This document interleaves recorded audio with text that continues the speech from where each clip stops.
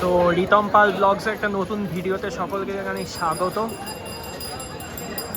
তো জগদ্ধাত্রী পুজোর পর আমি আজকে চলে এসেছি নৈহাটিতে, নৈহাটি বড় মা দর্শন করতে। লাইন দেখতে পাচ্ছেন, মানে প্রতি বছর এখানে কিন্তু 365 দিনই কিন্তু প্রতিদিনই বিশাল লাইন পড়ে।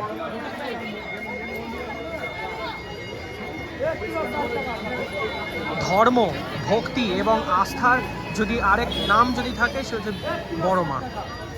আপনারা দেখতে পাচ্ছেন ধর্ম যার যার, বড় মা সবার। একদম ধর্ম যার যার, বড় মা সবার। তো দেখতে পাচ্ছেন বিশাল লাইন, পিছনেও কিন্তু বিশাল লাইন, সব দেখতে পাচ্ছেন। হাজারে হাজারে ভক্ত কিন্তু এখানে মায়ের দর্শন করতে আসেন ও পুজো দিতে আসেন মাকে। কথিত আছে ভক্তি মনে মায়ের কাছে যা চাইবে মা সব ইচ্ছা কিন্তু পূরণ হয়। খুব জাগ্রত একটা মন্দির, বড় মায়ের মন্দির।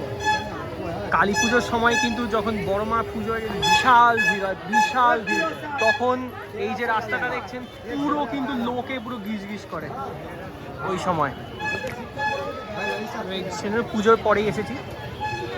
তো এবার সোজা মন্দিরের সামনে গিয়ে দেখাবো পুরো। সেখানে একটা দোকান দেখতে পাচ্ছেন পাশে, সব বড় মা ফটো। এখানে এই ফটোটা দেখুন, এখানে কিন্তু মন্দিরে যে প্রতিষ্ঠিত বড় মা এবং যে বড় মা পুজো হয় দুটো প্রতিমা কিন্তু একই ফ্রেমে। খুব সুন্দর দেখতে পাচ্ছেন। এখানে আসলেই মনে একটা আলাদা একটা অ্যাস্থেটিক ফিলিং আসে।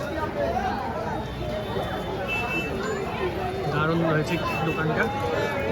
বলো মা, কেমন লাগছে? ঠাকুরের স্থান কেমন লাগতে পারে? একদম শান্তি। হ্যাঁ, একদম। দাদা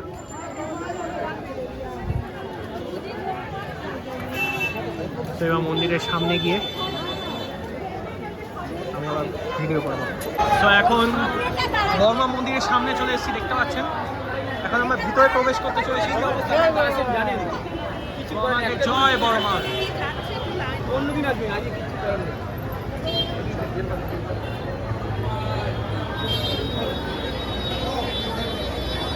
ভিতরে গিয়ে দেখাবো।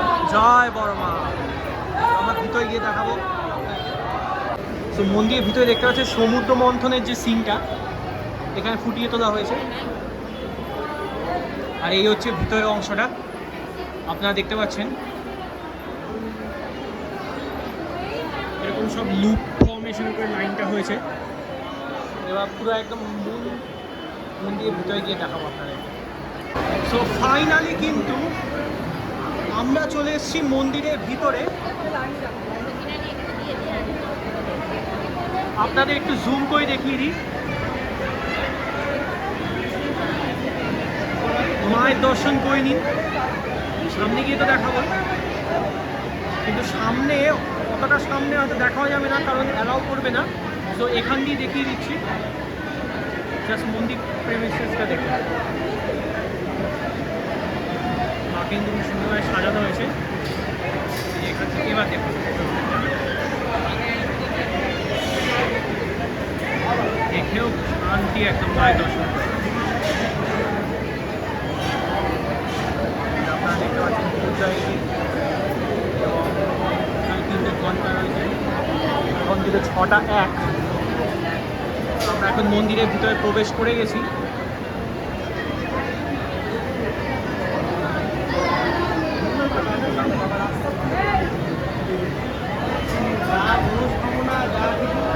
মায়ের চোখের দিকে তাকিয়ে মনে হয়, চোখ নয়, বড় বাবু। হ্যাঁ, চোখ বন্ধ করে না, চোখের দিকে তাকিয়ে একদম বড় বামন গড়িয়া থেকে দাস।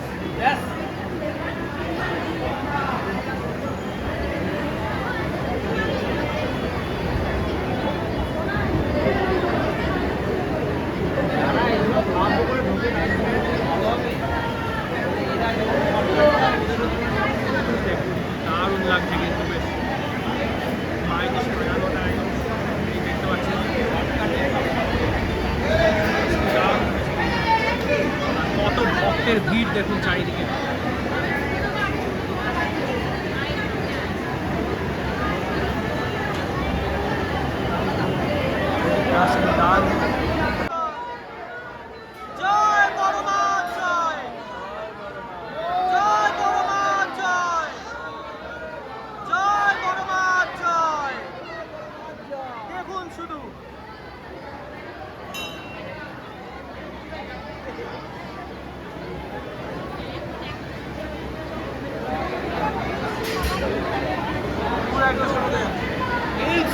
সিনটা জাস্ট, মা এবং সব ডালি উপরে নিয়ে রয়েছে, এই যে সিনটা, ও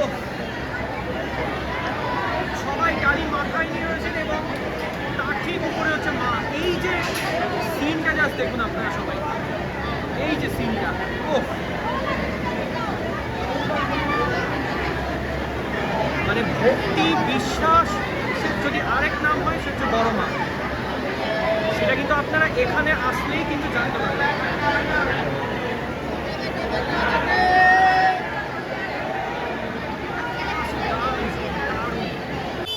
তো এই হচ্ছে পুজো দিয়ে এখন আমরা বেরোলাম, যতটা সম্ভব দেখাতে পেরেছি, কারণ সামনে গিয়ে কিন্তু ও ছবি কিংবা ভিডিও করতে দেবে না। তো এখন পুজো দিয়ে বেরিয়ে আপনাদেরকে দেখাচ্ছি এই বড় মা মন্দিরের যে বাইরের ঠিক অংশটা কীরকম দেখতে।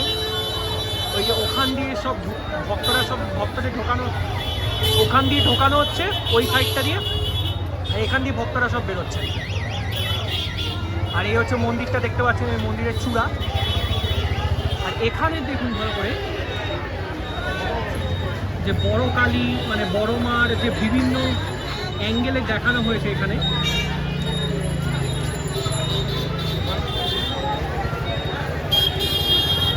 এখানে কিন্তু দুটো বড় মা দেখতে পাচ্ছি, বাঁদিকে কিন্তু হচ্ছে যেই বড় মা ভিতরে প্রতিষ্ঠিত, ডান দিকে হচ্ছে একদম বড় যে একদম অ্যাকচুয়াল যে বড় মা, যেটা কালী পুজোর সময় পুজো হয় সেই বড় মা।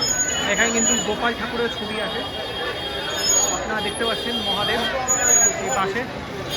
তো বেশ কিন্তু দুর্দান্ত লাগছে, দুর্দান্ত।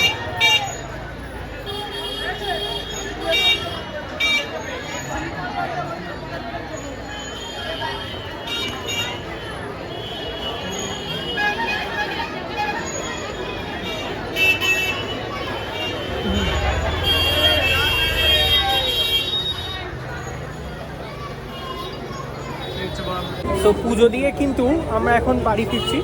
তো ভিডিওটি যদি ভালো লেগে থাকে অবশ্যই চ্যানেলটি লাইক করে দেবেন এবং এরকম ইন্টারেস্টিং ব্লগস দেখার জন্য আমার চ্যানেলটি কিন্তু সাবস্ক্রাইব করে দেবেন, রিতম পাল ব্লগস। টাটা করে দাও। টাটা। কিছু বলতে চাও দর্শনার্থীদের? হ্যাঁ, অবশ্যই সবাই আসবে, সবাই আসবে। হ্যাঁ, বড় মার মন্দিরে আসবে, হ্যাঁ, পুজো করবে, মাকে পুজো করবে, মানে যার যা ইচ্ছা সব স্বপ্ন একদম। সো আমি এখন ভিডিওটি শেষ করছি। সকলে ভালো থাকবেন, সুস্থ থাকবেন। তো চলো, টাটা।